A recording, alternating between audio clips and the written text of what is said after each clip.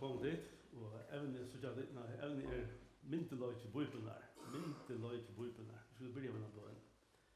Høyla god himmels ferie, vi takker deg for hvor du erst. Takker deg for vi da kunne minst at du komst inn i høymen, Immanuel, god vi okkom. Navn hans Jesus som skal frelsa falsk ut fra syndundar.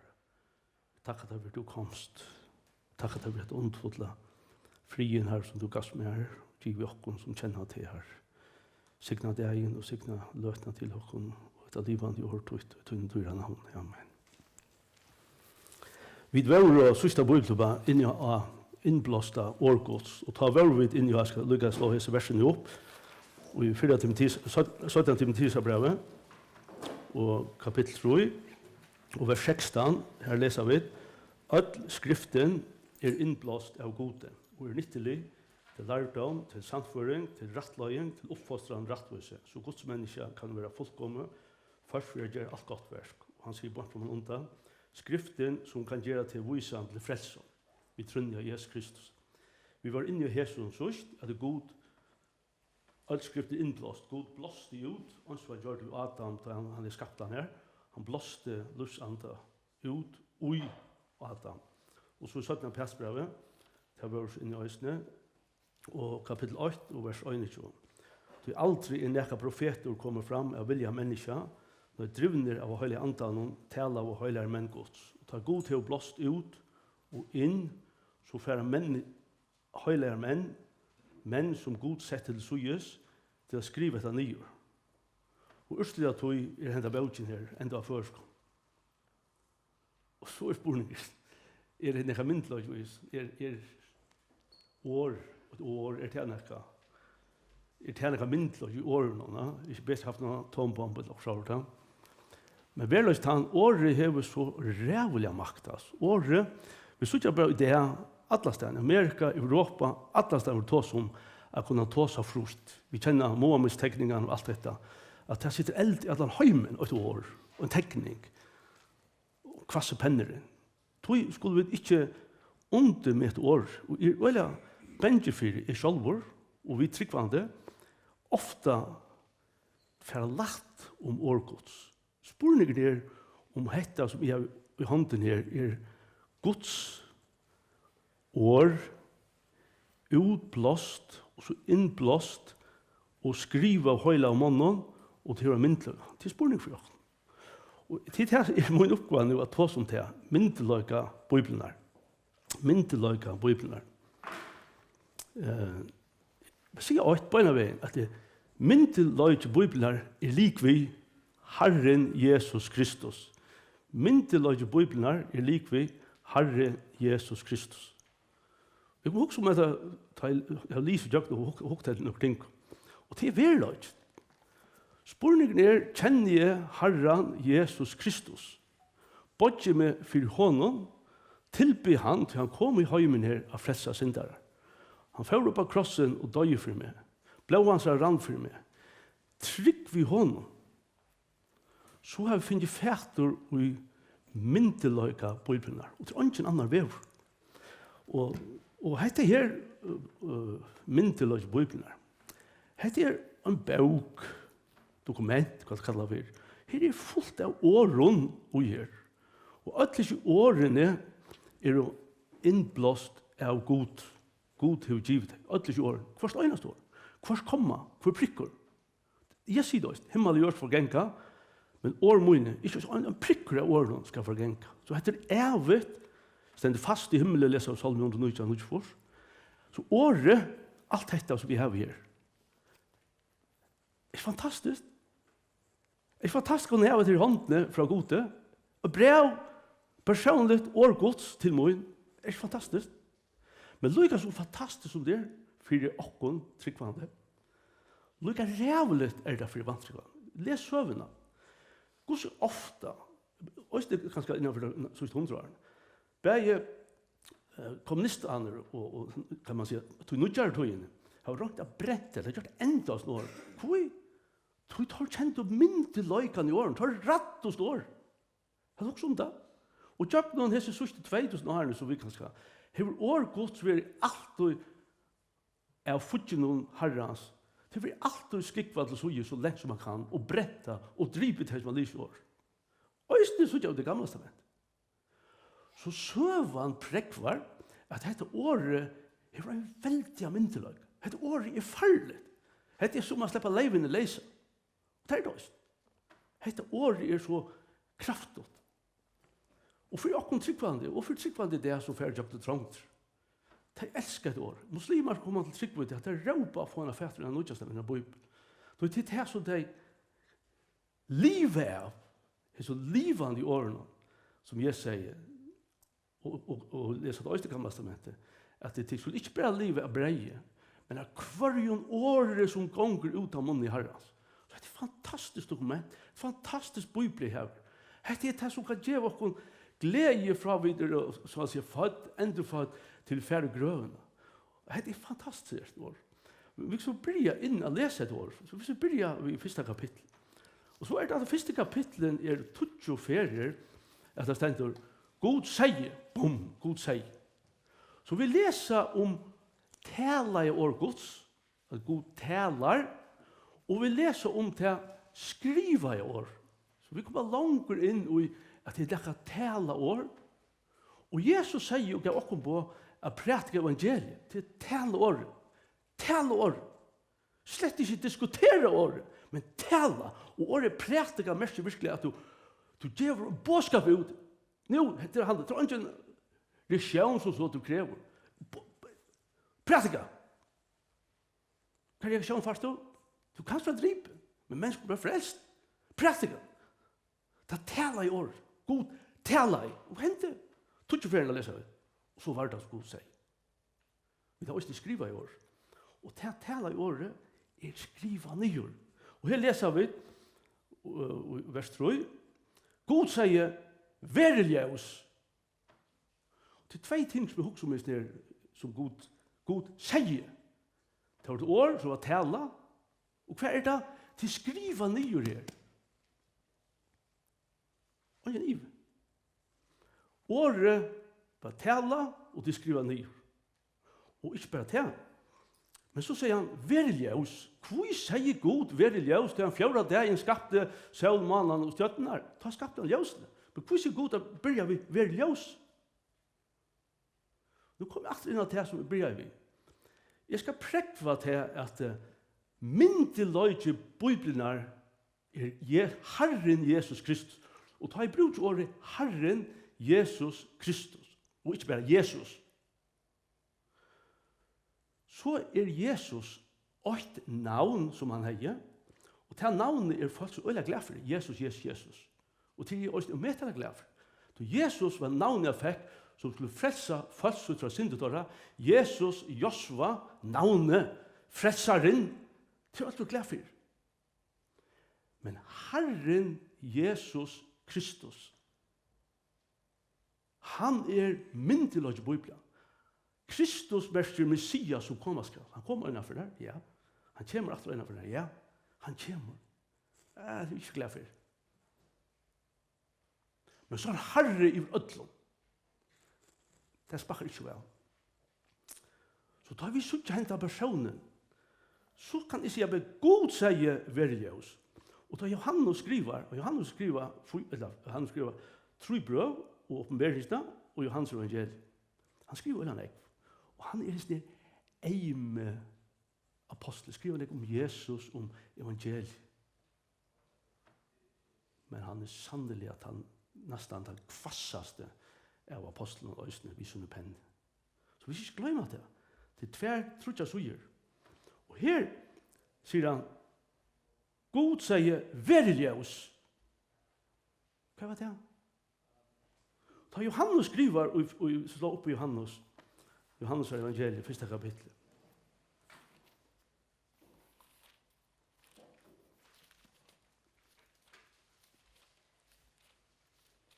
Her stender at kapittel 8, vi opphaver året, og året var til gode, og året var god.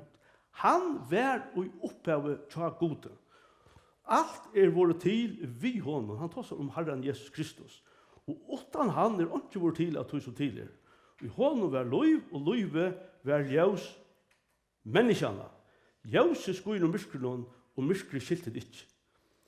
Og så leser vi langt nere i vers 8. Han var ikke, nu tar om Johannes, var ikke ljøse, men han skulle vittna om ljøse. Hitt sanna ljøse som kommer skuld. Det vil si av Jørnåren. Det første vi leser Bibelen, da Gud sier, være ljøs, så sier Johannes, og i synden evangeliet, at det her ljøs i her, vær bare en, så å si, mynd av til sanna ljøsene som kommer skuld. Men da er det vel etter. Jeg tar så langt om det. Vi tar jorden, det myrka tøyen, så kom ljøse. Myrkere Golgata, så kom ljøse. Herren kom inn, og han skapte liv og ljøs. Og alt det her, perene og alt det vi sutt, alt det her. Problemet er at vi sutt ikke Herren Jesus for perene, ljøse. Okkara ljøse. Og hatt det mindre så gav. Vi tender negle ljøs. Gløyba. Åndes her Herren Jesus for okkara ljøse. Men han er sanna ljøse. Hva er det setningen? Hitt sanna ljøse. Hetta ljøse. Hva er ljøs? Kan noen forklare meg hva ljøs er? Til dags dato viser ikke hva ljøs er. Men de vet hva ljøs gjør. Ikke løy, ja? Hva er ljøs? Vi kunne måte å ta ferie av alt bøy. Hva er ljøs? Det gjør kraft. Det gjør liv. Hoksa at plantene her, men så kommer ljøs fram. Til ljøset, til Kristus. Han er myndig løyde. Og han skuiner ikke bare til. Men han sa sanna ljøset. Hver skuiner det vi skulle myndig løyde? Inn i mitt hjerte. Inn i ditt hjerte. Inn i okra innere menneske. Her skuiner. Det sterske ljøset fra Golgata. Myskri her. Det lustig opp. Ljøset. Vi sier, hva fullt av sannsjon i bøtjen om det her. Det er så myndig at han. Myndig løyden ljøset, Kristus. God sier, vær ljøs. Hitt sanna ljøse er kommet. Han er myndig løyden. Og hvis vi hitter ljøset, du lyser opp alle stedene, og du hitter etter omkron, så ljøset finner alt. Jesus brukte også lukten som det. Ljøset lyser opp til kvinnerne, mistdraknene, og han fann det. Vi så ikke alle venner i kjøkkenen, etter underfulle, livgjørende, dømende ljøs. Men han var ikke bare ljøs. Men Johannes skriver også om at han var året. Så han var myndeløyden. Det første så god, så å si skapte. God sier være ljøs og ljøsvær. Men God sier, Johannes sier også det, og i oppe var året, og året var så gode, og året var god. Han, Kristus, Jesus, Herren, han var i opphavet til god. Og Johannes skriver atter om det i sin første brev. Han skriver det samme om dette året, dette ljøse. Han knyter det sammen i bare kapitlet. Det er det største av ødlen i heimen. At ljøse kunne komme inn og gjøre liv. Myndeløyke, slakta, så alt dette. Og her sier Johannes også det som var fra opphavet, det som vi har hørt, altså han hørte det ved øynene, altså, han har hørt her, han har hørt det, det som vi har sett det ved øynene, det som hender, det som vi sko av, vi har ikke bare sett det, men vi sko av, vi har eggløyt hendt av personen, vi har sko, vi har sett. Og det som hender akkurat nå må vi, tar nå må vi, ja. Han helte seg inn av Jesus og sier, hvor er det her? Han kom i heimen. Han var året. Oppe var året. Hva er året? Det er det som tar som det. Myndeløyde årsins. Han er året. Det er rævlig å spotte Herren Jesus. Det er rævlig å spotte han myndeløyde som han gav hele andan. Det er rævlig. Han er året. Og ta jeg han tjekker nere, tar det å se han, tar det å hørste han, tar det å sko han, myndeløyke av Bibelen her, og tar det å nå med vi han. Da han var her i middeltorra, så sier folk, men hva er det for meg? Han tåser vi myndeløyke. Hva finner det ikke myndeløyke fra? Hva er det myndeløyke? Det er evne ikke. myndeløyke Bibelen. Og jeg hukte stortlegger bare etter i øyenekere på pur, altså dictionary gamle. Og for ikke etter ordet authority. Altså, hva mest ordet myndeløyke? Det var stortla suttja hva ordet myndeløyke mest. Og alt har en føling av hva myndeløyke er for det. Men myndeløyke er så redan nekv. Du har godt ha en myndeløyke vi ångare styrk. Vi høyre om stjøtner som utlegt, det krever jeg som myndeløyke ut i landet her der de har høyma, men det er ikke her, det er utlegt. Da. Så det vil si her om myndeløyke har ånga kraft. Takk av Torskoje, som nu er. Torskoje har alltid haft en dobbelt av myndeløyke. Det har haft herren, men nu er Erdogan klar til han fikk herren under til vanger, det første for sjøen. Så her har vi två myndeløyker, en regering og en her. Så myndeløyke, hva er myndeløyke? Er myndeløyke her styrke? Eller har vi noe innere hoksene gjør? Så ja det. Og tar vi definerer her som jeg tenker det, at myndeløyke kan være noe skjult eller noe som du ikke bare sagt, du sagt ikke krafter av myndeløyke. Men myndeløyke skal også være en kraft som er åpenbære myndeløyke, altså. Men nå tar vi ikke etter Herren og Jesus. Da sier jeg, hva er det myndeløyke? Han vanlig med og ganger her i hjørnet. Han føtter inn i en heim, som er lydde baby. Og han ganger her, at det er med. Han var fra Galilea. Skal det etter med han? Han ganger myndeløyke. Da spotter han. Og for seg han sier, han føtter i håret, at Josef var slett pappa seg. Det var godt av seg efter. Han er noe myndeløyke. Men da han taler, så spratt han ikke turen. Og en myndeløyke, da sier jeg, hver er det finnes det myndeløyke? Les og trutja for noe. Det er Marskos og en tverfløys og Lukas. Hver er han det myndeløyke fra? Og da har kommet skrifter for seg, så at vi har spurt om myndeløyke. Så sier han, ok, jeg skal svære deg om myndeløyke mor. Hvis de sier meg om Johannes, så er døper, vi er fra herren eller menneske. Da visste hvis vi sier fra mennesken, så sier folk at det passer ikke. Vi sier fra Gud, så vil han si at vi tror det ikke. Så han setter på plass oss. Vi myndeløker så inn. Og tar svære ikke. Han er myndeløker. Han er en veldig myndeløker. Så fer han Jakob heimen her, og han gjør apostelen og avviser myndeløker. Ikke alle myndeløker, men han gav dem avviser myndeløker. Han er året, Herren Jesus. Jeg kunne jo nekbare tog jeg til sånt det. Men Jesus som var året kom inn i heimen her, var en fjallta myndler. Folk så han ikke.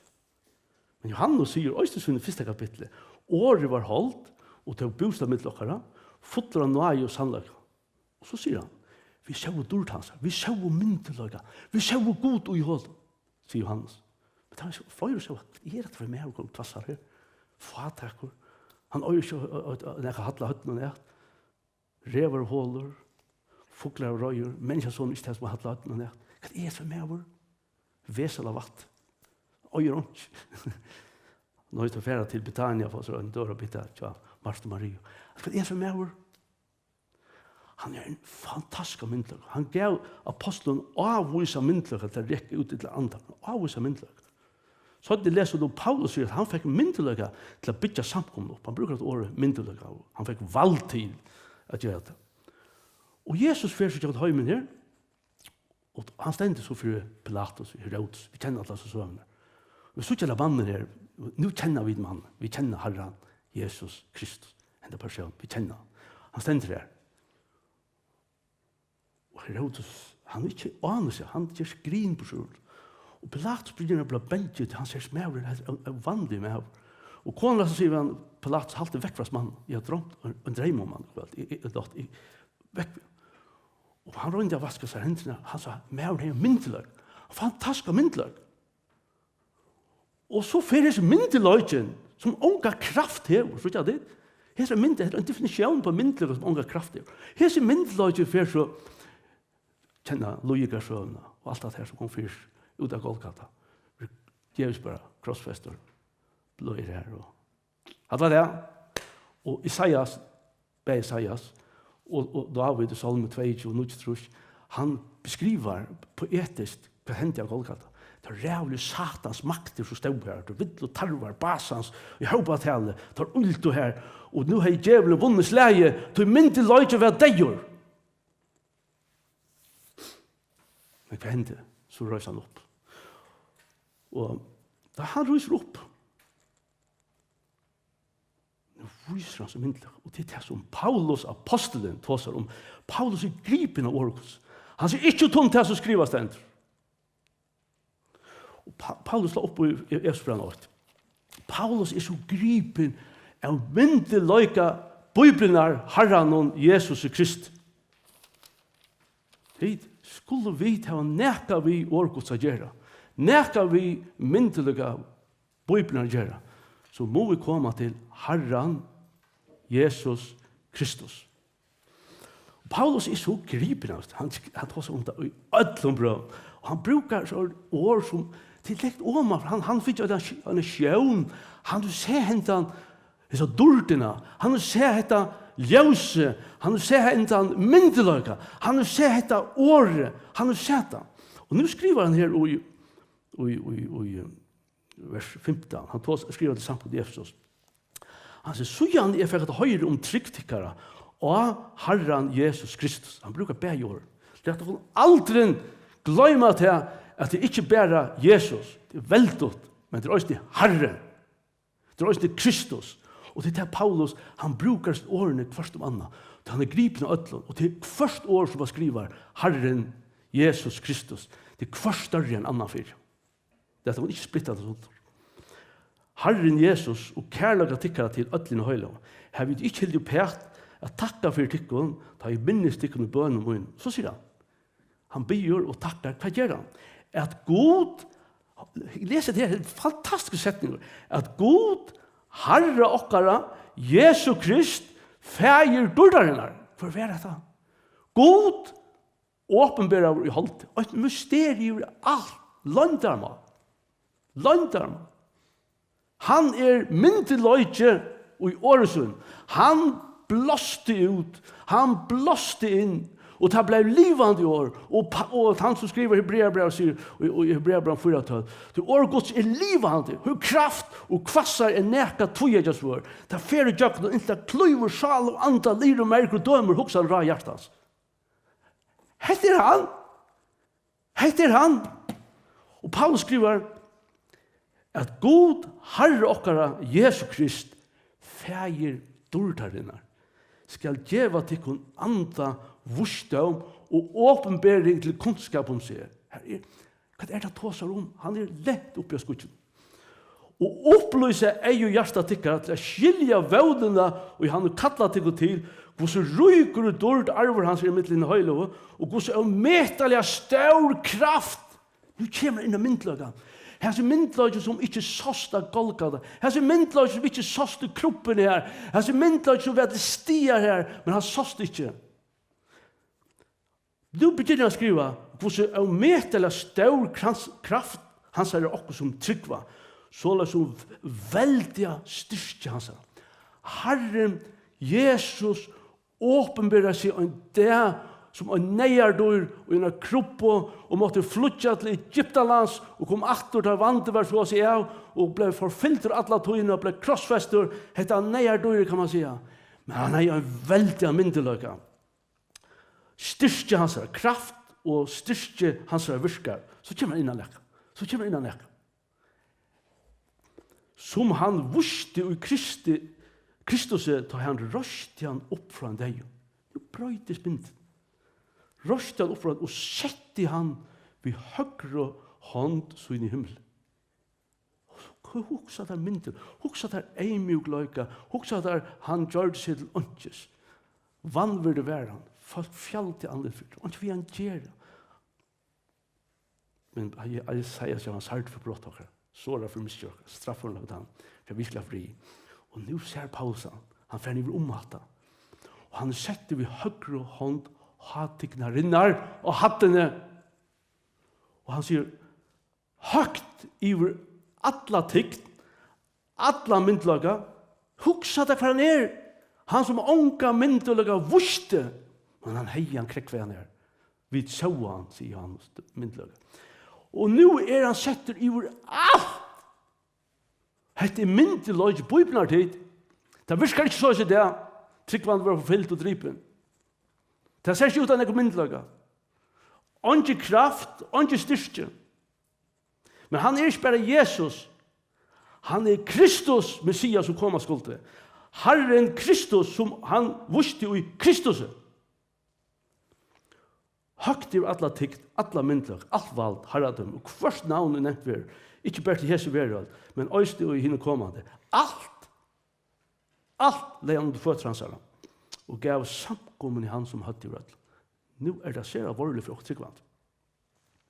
Det tror jeg godt å si noe som på innom og metal nek. Samkommen gods her tveila tror jeg kommer sammen om Herren Jesus. Samkommen gods ikke nekv av tøy som sammen sett ut det av mennesken vi kulturellen bakgrunnen mest fra Amerika og Ærestan. Det ikke og lydig og ikke vi samkommen gods å gjøre. Og absolutt ikke vi myndlagene samkommen gods å gjøre. Jeg går ned flere ting. Det ikke noe under alt det her. Første teken det Jesus gjør det til å komme at kan og Galilea. For jeg stendte fire at åpenbære dårsynet og lærer sånn tro at det teken der. Og vi da finner flere teken i Bibelen til å kunne trykke. Vi ikke bruker for øynene træt. Så Jesus sier, det er ikke min hatt evne. Men jeg bare sier til samkommet gods nok for å trykke hva det kommer sammen om Herren. Det kan også være nek, det kan ikke fortelle. Men det kommer sammen om Herren. Og hadde vi kjent myndeløyga, styrke og kraft på Bibelen her. Vi tar ikke videre gjørst av å sammen. Tid! Vi tar ikke tøy til alt av fjaset. Vi må sette henne inn i årgods. Hvor gjør det Paulus det? Hvor tar seg om det? Det er den eneste måte han sier Paulus har finnet valgt å bytte samkommet opp. Han har ikke finnet valgt, han har ikke finnet gav sankrød. Kanskje var nærmere omkring, men det er mye. Han har ikke finnet fantastiske gaver til heit og atta. Men han har finnet valgt å bytte samkommet opp. Det er han finnet. Og samkommet heter her som øyde samkommet hos vannvirst. Det er veldig kanskje mengden av åkken tryggvann. Halda lyd om det. Vi tror ikke å komme sammen og bia til Herren. Hvor er han? Kom i sammen og bia om Herren til første tryggvann gjør det. Kom i sammen så tryggvann det. Her er ikke mest av samfunnet henne høyere. Tror vi til. Skal jeg ha det særlig? Her ser det vårlig. Mynden løg i Bibelen er Herren Jesus Kristus. Jeg kan komme og synge noe annet træt. Han, hese myndløgjen, er høtte i ved samkommet. Gautak er det, ja. Hvordan skal jeg så færre etter samkommet? Etter myndeløg av skriftene, etter året han sa, hette øye gjør det. Paulus skriver også i 4. Korintbrevet om hendet samme kapittel 2. Her sier han med andre, jeg vil ikke annet vite at tikkere mitt Jesus Kristus angras festan. Så får han nye jakten kapitlet og tåsar om hansens vursdom og tåsar om hendet myndeløyga som Herren gav okkon. Og han sier vers 13, 4. Korintbrevet 2:13. Ikke om at jeg skal stelle fra undan. Til å tale vi om, ikke vi åren, og i menneskelig vursdom lærer, men åren og i anden lærer, tar vi tog et antall i en år. Paulus vet vel til at det hømses vursdommer heter et år. Richard Dawkins og kompanoi. At les bare alt det her, for inn av YouTube, så ikke alle hvordan det heter årgods. Og det har stått lest alle. At tar jeg nekvar, at tar vino, vil ikke vite å gjøre. Du visste å lese, at du slett ikke lyst på det. Da kjenner jeg lyst på det. Så grunner er det. Så subjektiv er det mennesker. Men Paulus visste det. Objektiv for han sier, til å tale av oss om, ikke vi åren og menneskelig vursdom. Det er en vursdom til som god og giver. Han er her. Skammast vi vi hendet vursdommen her. Skammast vi hendet myndeløgene her. Det ser ikke ut av nekvån. Det er så helst ut av nekvån da Jesus var her og krossen. Men nu har han sett han i vår alla makt. Alt valgt. Alt har han. Han nevner så nek ting her. Man blir ørvelig. Man er så nek tid. Og han skriver også i Efesbrevet, bare de akkurat ikke vi holder blå, men vi tikkene er veldig, vi har hamsens i himmelrom. Det er nekka uskjønnelig. Det er ikke han atombomman her, Men det året, det uskjønnelige at tala med myndeløka som kan ha unga krafter for det. Men Gud stod fram og det. Og han sier i vers 14, men hitt naturliga menneska teker ikke vittu som anda Guds hører til. Det hon dorskaper, og han kan ikke kjenne det, då det har vært dømt andalig. Men en andalig dømer om alt, sjálfur vil han dømt av ångon. Så hver er jo kjent sinne herrans, så han skulle kunne lært han, men vi tar sinne kristser. Og han sier,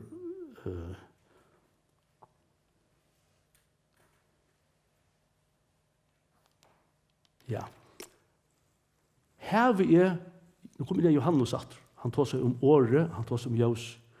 Han var en eime lærføyner inni et brøst Jesus. Han helt seg brøst. Han kjente dette sinnale Kristus. Du bør ikke lise nek vi årgods. Du kan ikke noe omvendt. Men å kjenner du. Du kjenner sinnale Kristus. Du kjenner han døye for meg av Golgata. Du kjenner han kom inn i den høymen. Du kjenner sinnale hans. Du griper hånd. Det er nok. Til å kunne mest å kjenne henne myndløk. Så skal vi slå opp i Hebreerbrevet, kapittel 8. Og vers 8 også.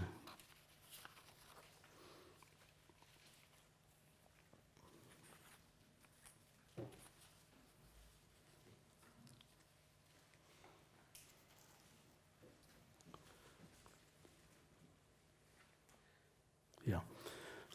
Her stender du opp, etter god forhold, mengan hatt, hei talat til okkara vi, hei talat til, etter god forhold, mengan hatt, hei talat til fetranar, vi profeten noen, hever han vi endan, og hei som døvun talat til okkara vi sin.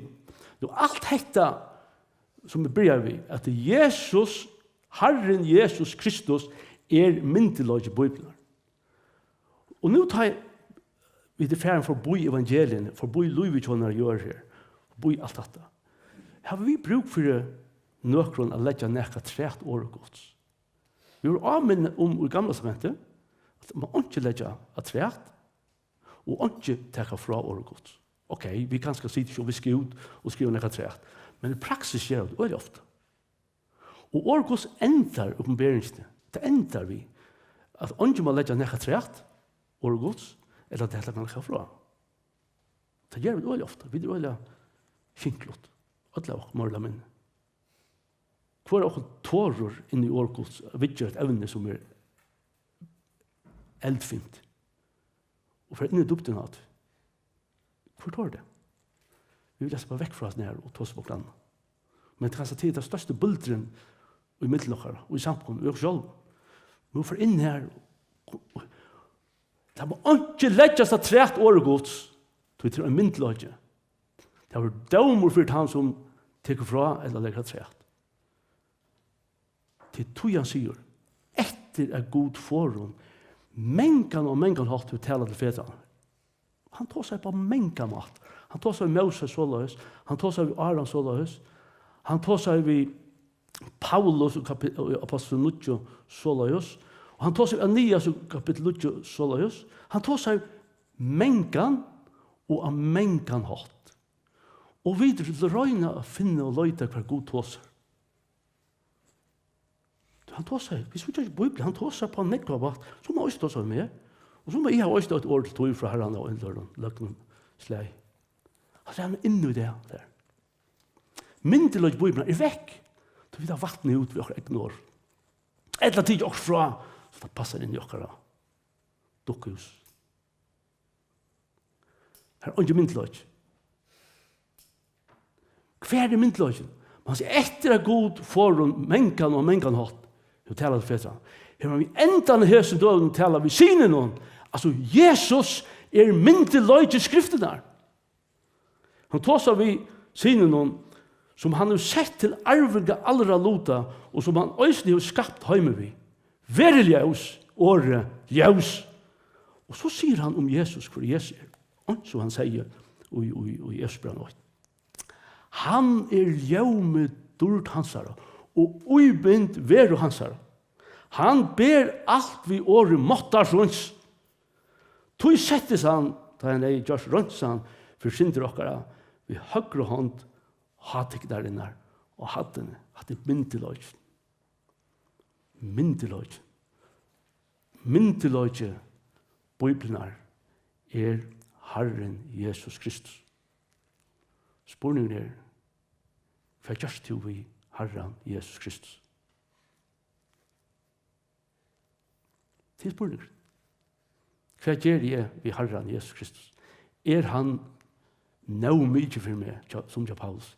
Han alt, skila godt, myndeløy, det største som hoksas kan, dården, ljøse? Han hatt for meg, det bare en viffaner? En gammel arva tradisjon til et land. Hva han? Det eneste måte jeg kan finne til hvor han det som han taler. Vi enda i hesen døven, han taler ved sinen, ungdår, årene, myndløkene, vissa selv. Det er veldig viktig, togjende, Guds vid, han færre årgods. Paulus skriver i 2. Korinthbrev 4:2, han sier, «Oi heldur han færre vi årgods og ærlige».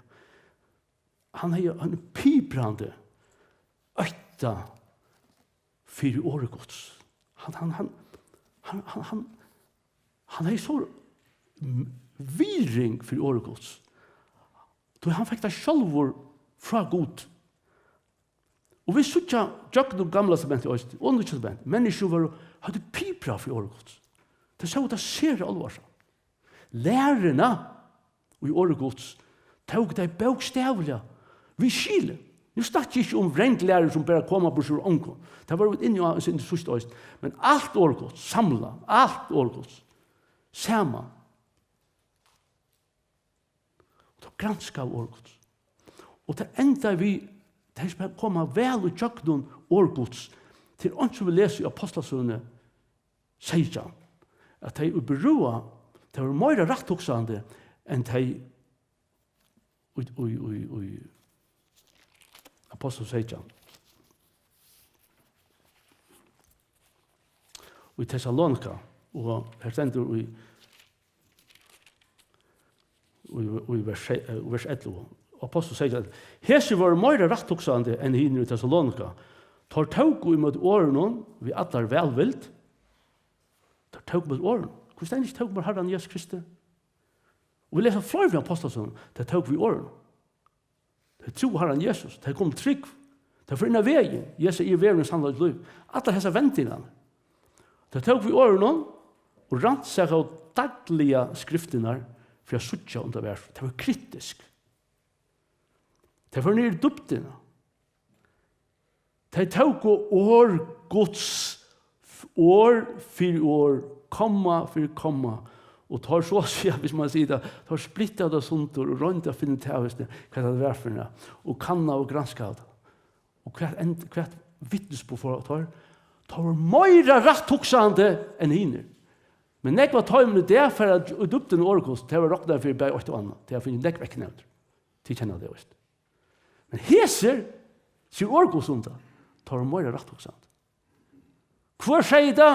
Ta myndeløyken, i ødel og myndeløyken sier det. Det er så ødel andre siden jeg kan. Hette det vi tar tid. Årgods, myndeløyken gods, hette det største som i heimene. Hette god, som åpenbærer seg selv og i holdet ved Jesus Kristus. Han og i årene og øyne hvor kan komme trygg vi er bare at vente til hans herre. Så vi er syndere, vi trønger til hans herre. Vi trønger til å få fri. Vi trønger til at av sånn å kjenne større Kristus er og dårlig hans herre. Og av sånn at lønges etter at Jesus kommer atter som Kristus Messias. Han skal være herre i vår ødlån.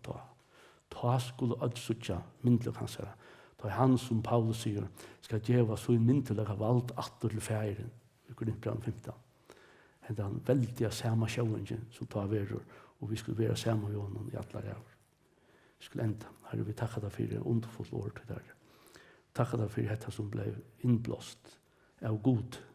God blåste det ut, og mennesker, menn, kalkjen, som var høyler, som var sett til å suge seg til her, skrive det nye. hette året, Herre, hette det som vi kunne gledes og gjøre.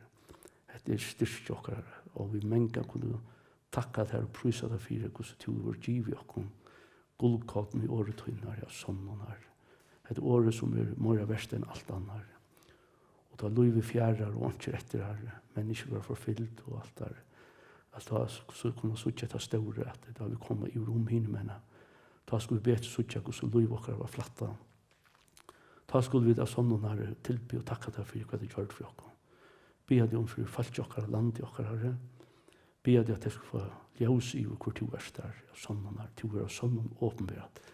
Vi legger oss deg fram, vi kjente til denne bøyplanen som vi er framme i vår, og takk at her til en dyre større navn. Amen.